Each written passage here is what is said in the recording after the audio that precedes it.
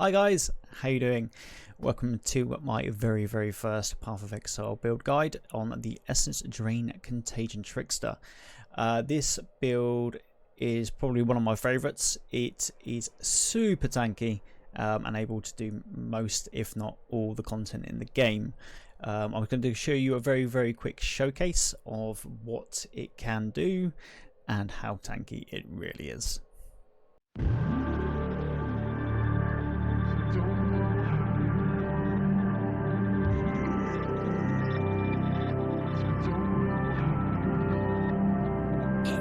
You hit me on my phone and I don't pick up. I've been out too late and you know it's up. That I don't need you blaming this on me. So go ahead and tell me what you need. Put your name on the door list, that's all I'm good for. See you next August when you just want more.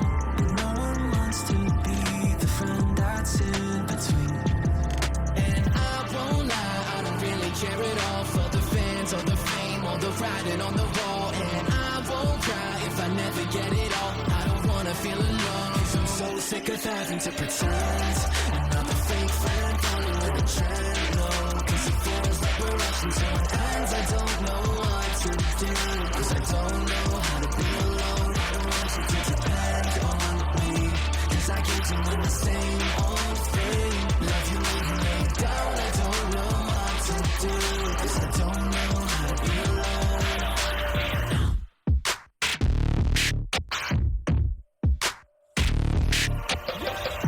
But I don't even trust myself. I could really use some help. Trying to keep it all inside. You can see it in my eyes. But I don't even know myself sometimes. I'm sober but I still believe my lies. And I don't notice. Yeah, I don't notice. No. And I won't lie, I don't really care at all for the fans or the fame or the writing on the wall. And I won't cry if I never get it all. I don't wanna feel alone, cause I'm so sick of having to pretend. Another fake friend following a trend, no. Cause it feels like we're rushing to an end. I don't know what to do, cause I don't know how to be alone. I don't want you to depend on me, cause I keep doing the same old thing. Love and leave and lay it down. I don't know what to do, cause I don't know how to be alone.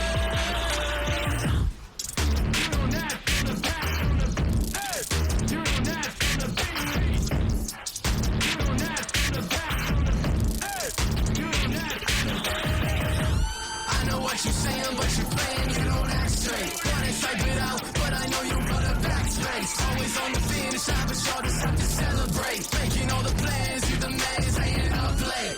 All the clout and the fame, but you wanna play the game. Acting tame, but you're just a fucking lame. Whoa! Hey! Hey! You're fucking lame. Hey! Hey! Hey! And I won't lie, I don't really care at all for the fans or the fame or the writing on the wall. And I won't cry if I never get it all. I don't wanna feel alone, cause I'm so sick of having to pretend. Another fake friend following a trend, no. Cause it feels like we're rushing to an end. I don't know what to do, cause I don't know how to be alone. I don't want you to depend on me, cause I keep doing the same old thing. Love and leave and lay it down. I don't know what to do, cause I don't know how to be alone.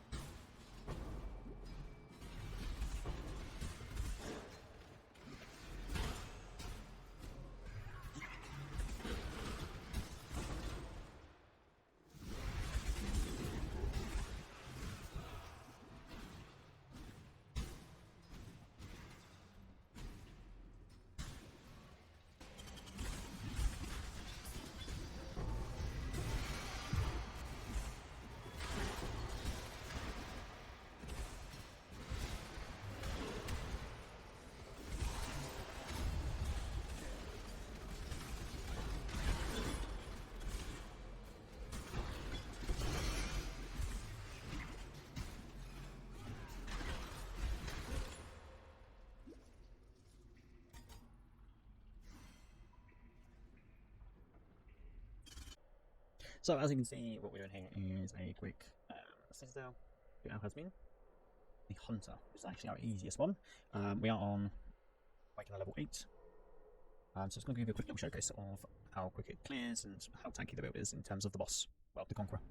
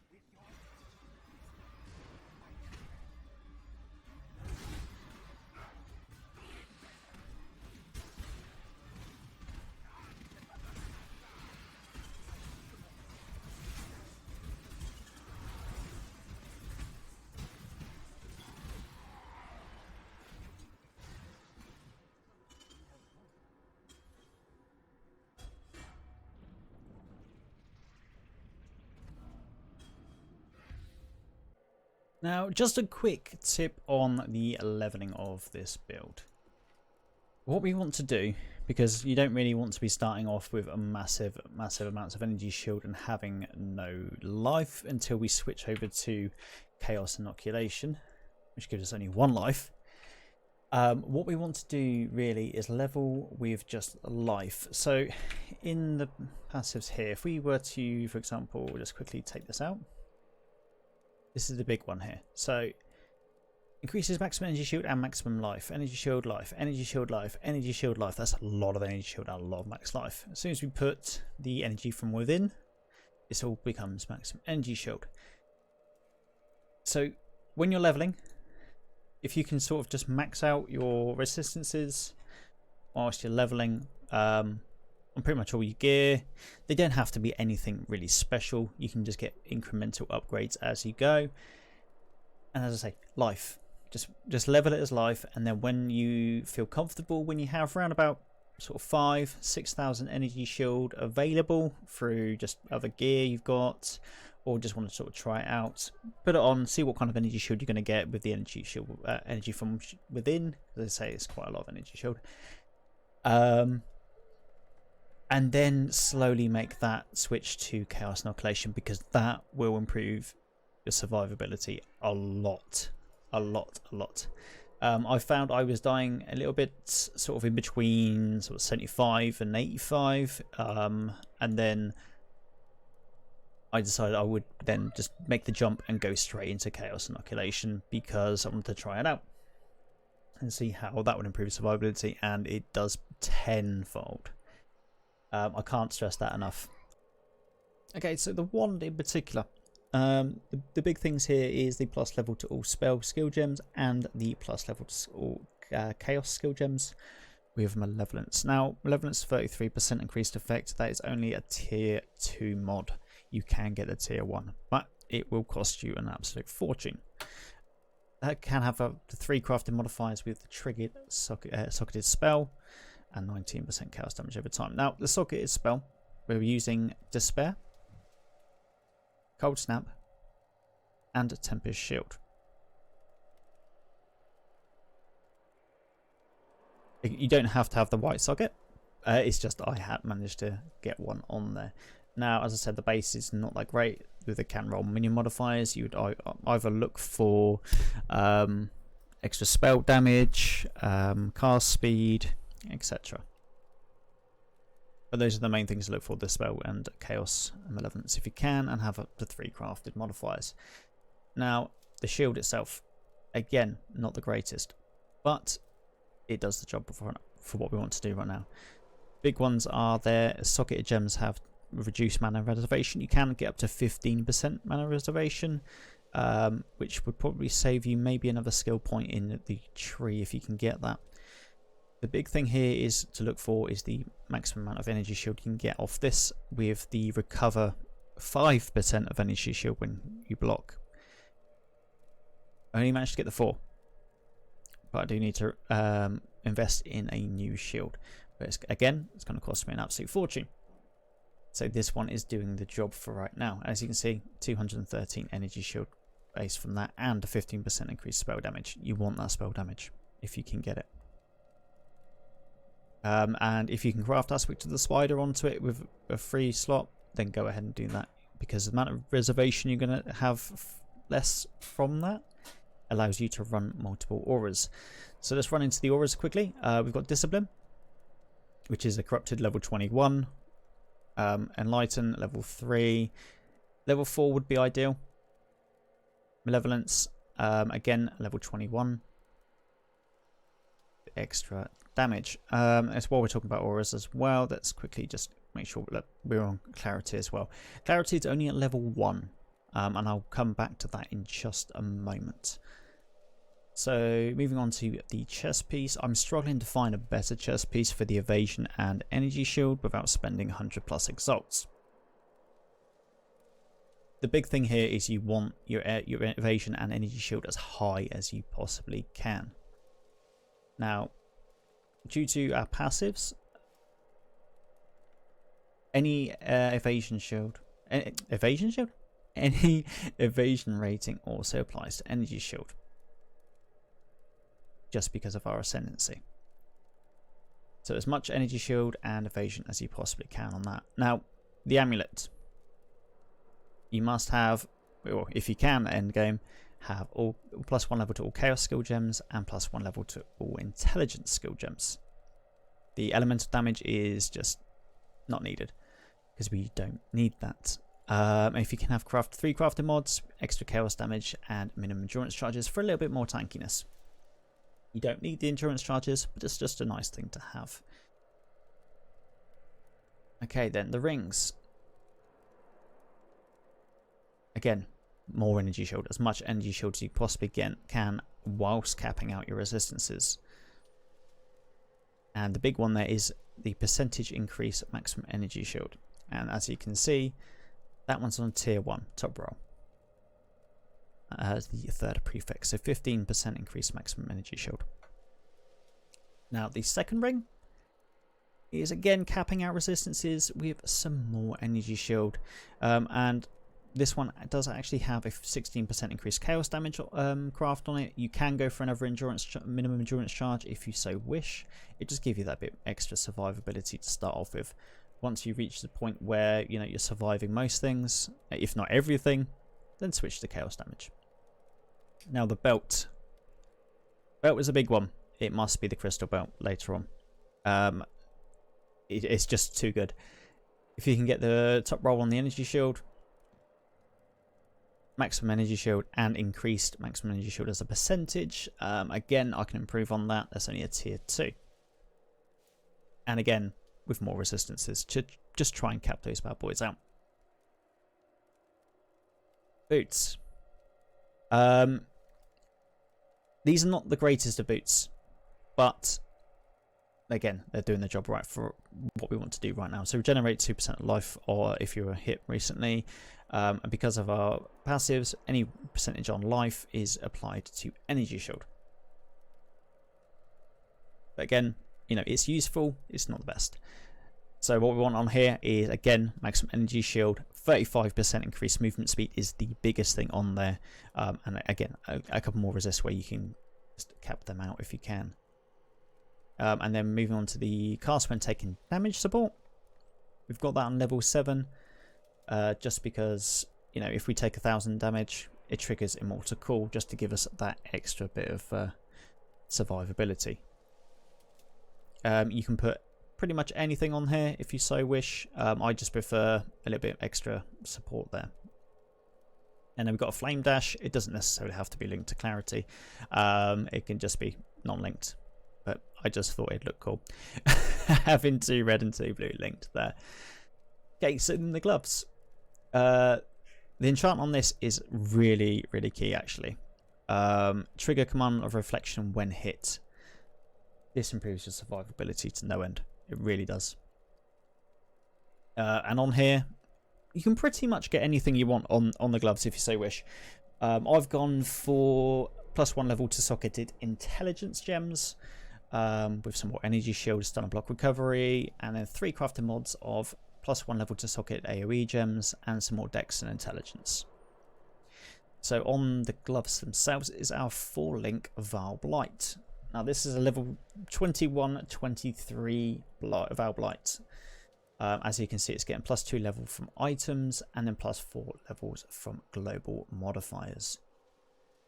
So it ends up being a level 27 Val Blight. With infused channeling, controlled destruction, and efficacy. Efficacy? It's one of the two. But I say you can get, you know, awakened or diverted anomalous. You can play around with this. Just trying to get as much damage out of Val Blight as you possibly can. Now, the one thing I did miss was our big one, which was Essence Drain.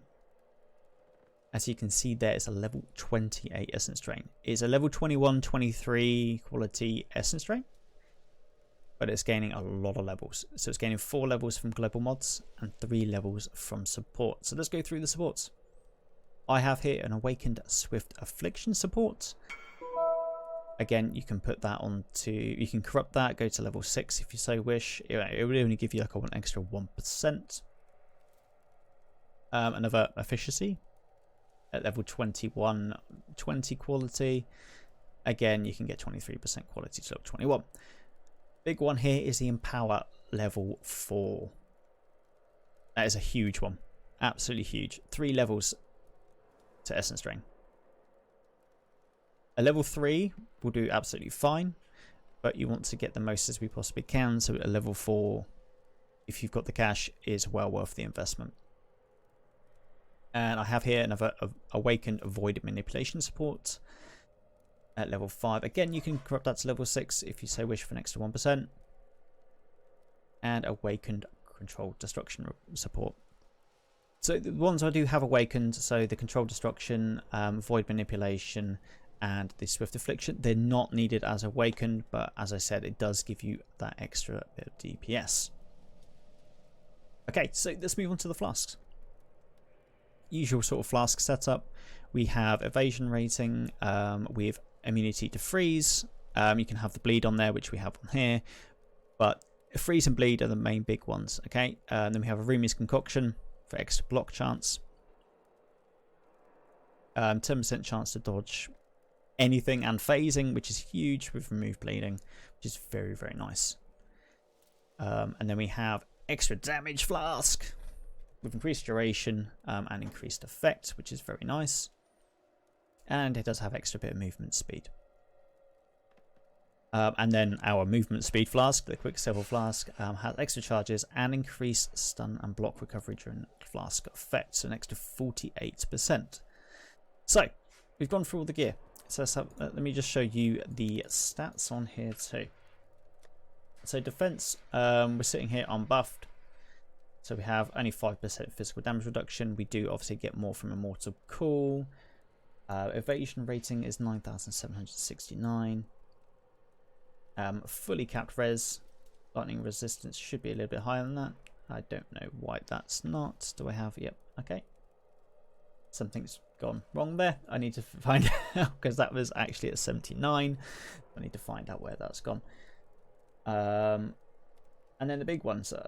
Chance to block attacks and spell damage. When we pop the Rumi's Concoction, we're capped.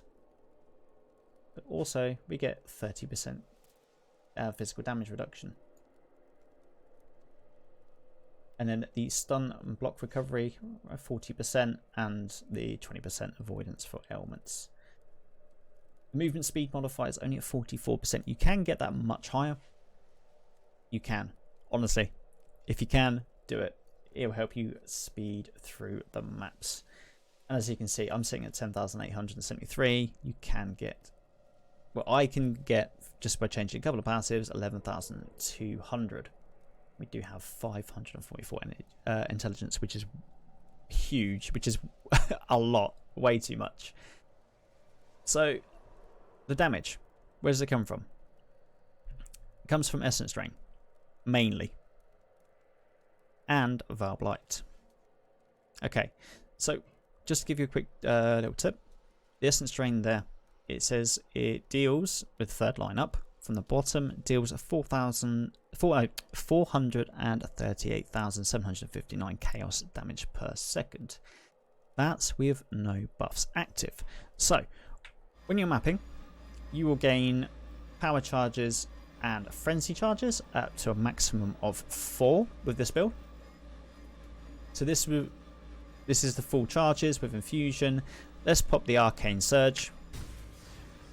654,000 DPS on Essence Drain alone.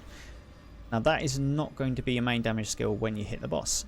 It's also going to be a normal blight, which you can see is 50,000 chaos damage per second, which stacks 20 times. Okay. So what we do when we're bosses,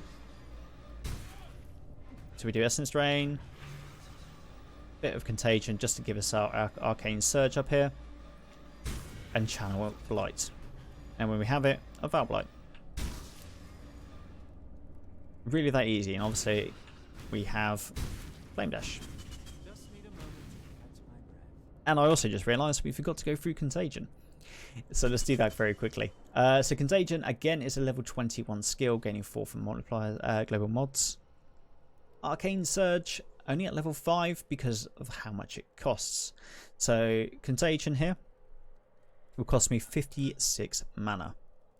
Arcane Surge triggers at, let me have a look here, when you spend 22 mana at level 5. So we can probably go another couple of levels if you wanted to.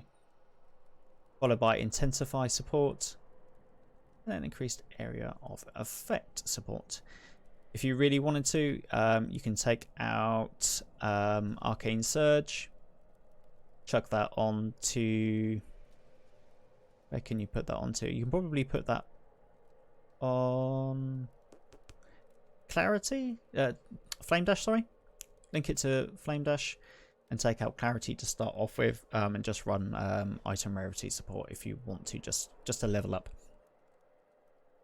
Okay, now the reason why I said we'll come back to Clarity, you do not need to run Clarity until you have this, the Watcher's Eye. Now the big one there is the 19% damage over time upload while affected by Malevolence. We're always affected by Malevolence. And gain 10% of maximum mana as a maximum energy shield while affected by Clarity. So that is why we run a very low level Clarity, just to gain that extra 10%. So if I take Clarity off, we lose about 500 energy shield there, which is a lot. Now you can start scaling that if you want to. You can do extra mana, extra mana, extra mana if you wanted to, and obviously increase spell damage. So the skill tree I have here is you can fiddle around with this as much as you want. Take bits and pieces out and go whichever way you feel comfortable for doing it. Now there is a full guide on Path of Building Fork, which is going to be in the description below for you, which has a full leveling guide there for you. So if I just bring that up very quickly.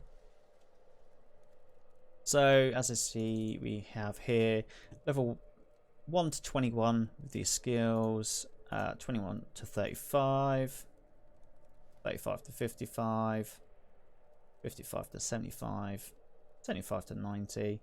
And at any point you want to just switch to the CI version, we have that tree there, and then this is obviously the end game version. Now let's go to the Pantheon, the big part of the build.